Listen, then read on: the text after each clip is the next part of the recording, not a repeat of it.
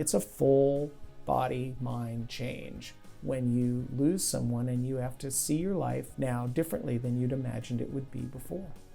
While we often associate heartbreak with romantic relationships, it comes in many forms, like the end of friendships, moving to a new place, or even the loss of a loved one.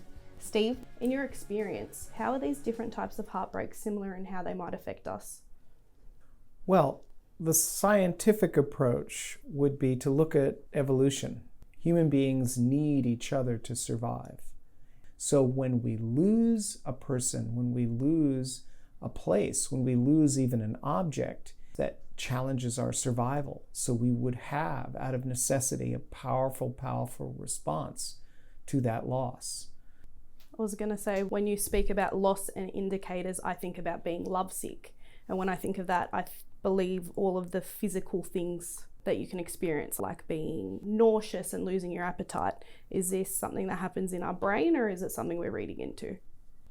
So the entire organism, every bit and part of us, every chemical, electrical signal, shape, size, everything, the whole living process is involved. Over the last maybe 100 years or so, there's been a huge emphasis in the molecular aspects of life, but that's not all what's going on. We focus on medicine and drugs and food and how it affects our bodies, but there's a whole electrophysiological essence to who we are. We're still, very, very far away from truly understanding all of these aspects of human development, human connection, and the physiology that's involved.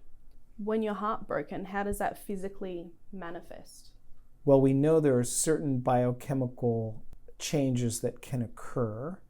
There's an interconnection or an intercommunication between the gastrointestinal system, the stomach, the liver, and the brain. So a person perceives a certain situation, they're going through a loss that can have an incredibly powerful impact on their psyche, on their perception of themselves and their environment.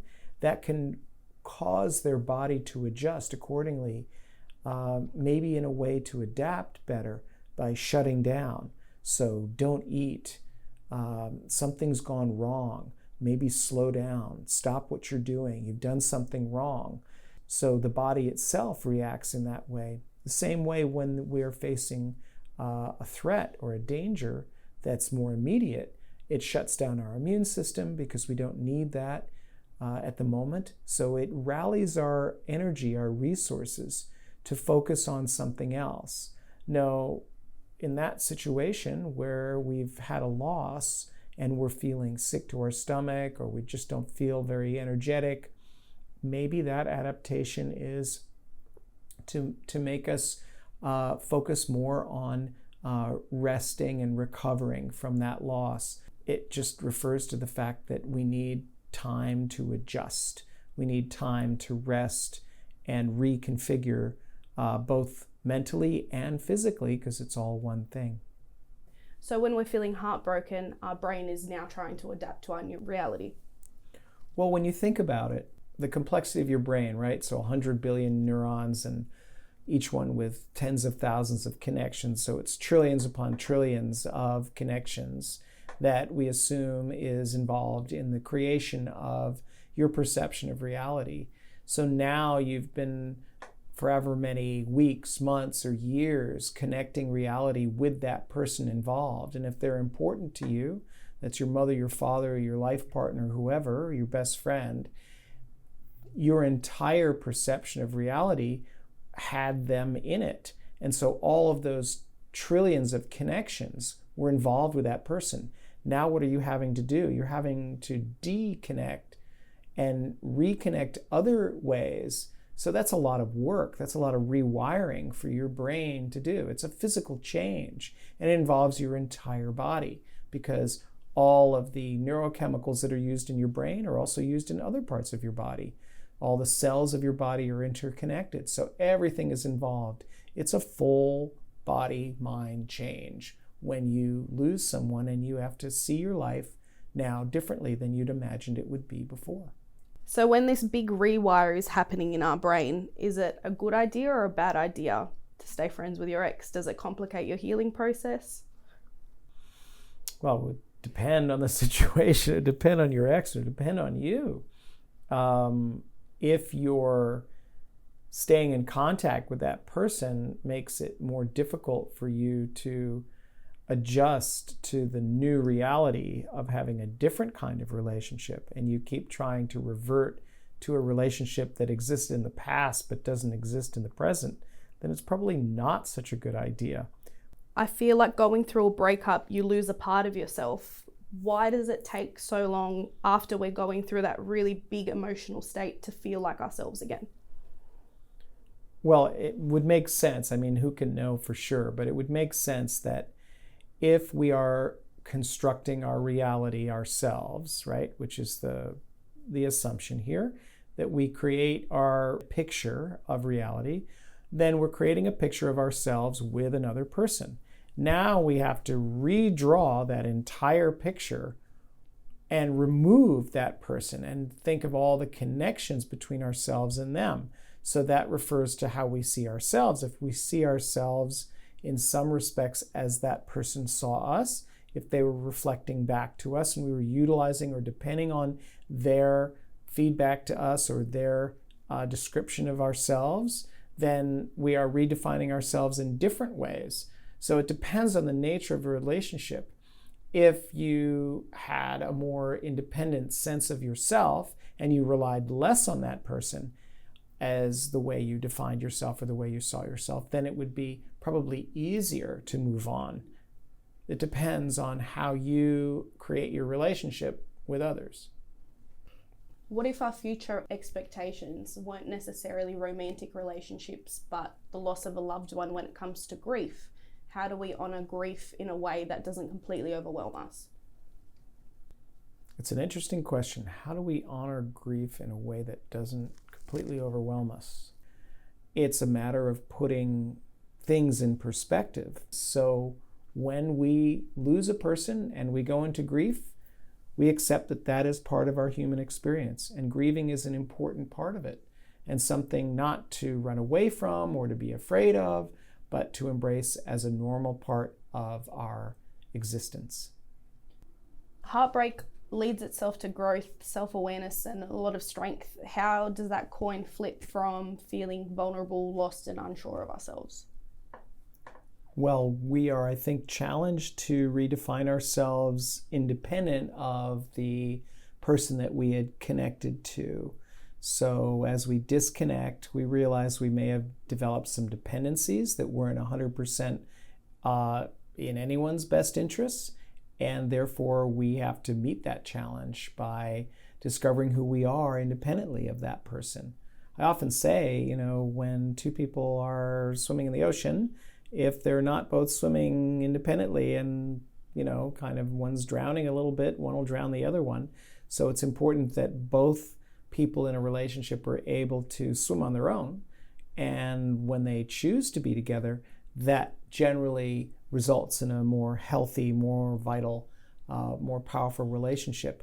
When a relationship breaks up, usually because something wasn't working out too well, that may reveal that there was some dependency there. And then when one person discovers that they didn't actually need to be dependent, they realize how strong they were, they realize how much they could do, and they reinforce who they are and rediscover their identity or redefine their identity, and their identity even more so. So they're using their pain to build their own resilience. Well, pain is a necessary part of growth. It may not be the pain itself that does it. It's the growth that occurs, and the pain can often occur with the growth. The pain represents perhaps letting go of things that we thought we needed that we don't. And so sometimes discarding things that we thought we needed can hurt for a moment, and then we realize that after all, we were not needing them in the first place. To anyone that's possibly experiencing heartbreak right now, what strategies would you give them to be able to turn their pain into growth? For me, and I can only speak for myself, my embrace of the process of realizing I was in grief and to allow myself to grieve, to give myself permission to feel my feelings, and then to transcend what I was experiencing and allow myself to grow. Not be afraid of the pain, but to allow it to occur as a natural process of my getting through a challenge, which was overcoming my loss of a relationship or a person that I loved very dearly. When we're trying to rediscover who we are after really big life moments, and not necessarily related to heartbreak or grief, this can be anything from having your first child and becoming a new mum, or going, into a new career.